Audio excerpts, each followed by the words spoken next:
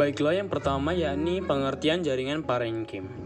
Menurut tim MGMPS atau Musyawarah Guru Mata Pelajaran Sekolah Biologi 2019, jaringan parenkim adalah jaringan dasar yang terdapat di seluruh organ tumbuhan. Jaringan parenkim terbentuk dari sel-sel yang hidup dengan struktur morfologis dan siologis yang beragam. Dapat disebut sebagai jaringan dasar karena memiliki peranan sebagai penyusun sebagian besar jaringan pada akar, batang, daun, buah, dan biji. Menurut STT 1995, parenkim merupakan bagian utama sistem jaringan dasar dan terdapat pada berbagai organ sebagai jaringan yang sinambung seperti pada korteks dan ampelur batang, korteks akar, serta jaringan dasar pada tangkai daun dan mesofil daun.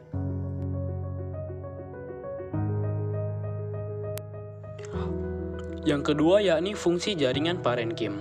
Menurut tim MGMPS atau Musyawarah Guru Mata Pelajaran Sekolah Biologi 2019, parenkim berdasarkan fungsinya terbagi menjadi 5, yaitu 1. Parenkim asimilasi atau klorenkim, yakni jaringan yang mengandung klorofil dan berfungsi untuk fotosintesis.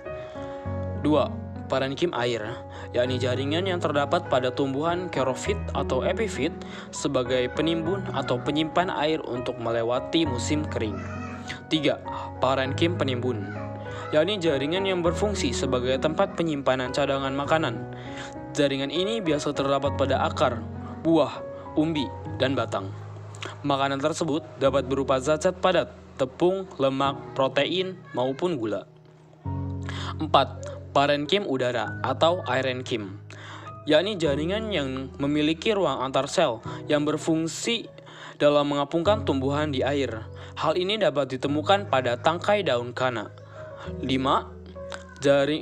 Jaringan parenkim pengangkut, yakni jaringan yang berfungsi sebagai pembuluh angkut baik itu makanan maupun air.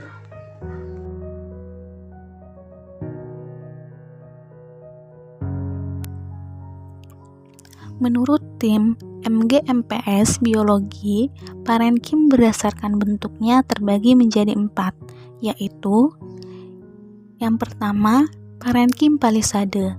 Parenkim palisade yaitu parenkim penyusun mesofil pada daun. Jaringan ini terdapat pada biji dengan bentuk sel panjang, tegak, mengandung banyak kloroplas. Yang kedua, yaitu parenkim bunga karang.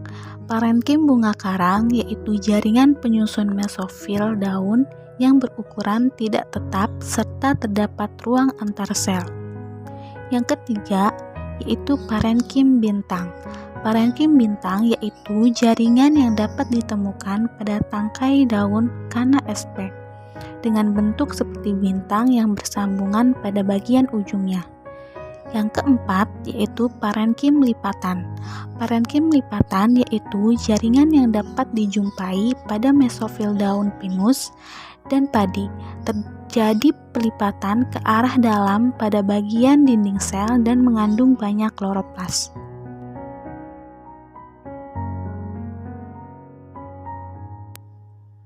Struktur sel parenkim terdapat beberapa bentuk, di antaranya ada yang berbentuk persegi dan garis tengahnya berbentuk dengan arah bidang hampir sama atau disebut dengan isodiametris, ada yang berbentuk prismatis memanjang, ada yang berbentuk tidak teratur, ada yang bercabang-cabang berbentuk bintang, dan ada juga yang dindingnya berlekuk-lekuk atau disebut dengan actinankim.